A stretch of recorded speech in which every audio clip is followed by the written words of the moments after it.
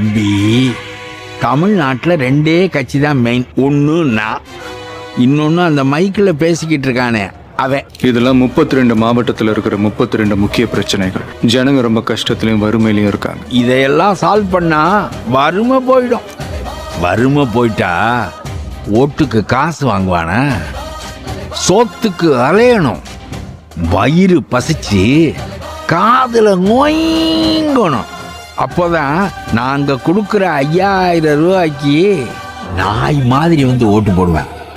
இப்ப சொல்றேன், உங்க தொகுதியில மட்டும் இல்ல, 234 தொகுதியிலையும் என் ஆளுங்களை நிறுத்துறேன். உங்கள்கிட்ட அவ்வளவு பணம் இருக்கா?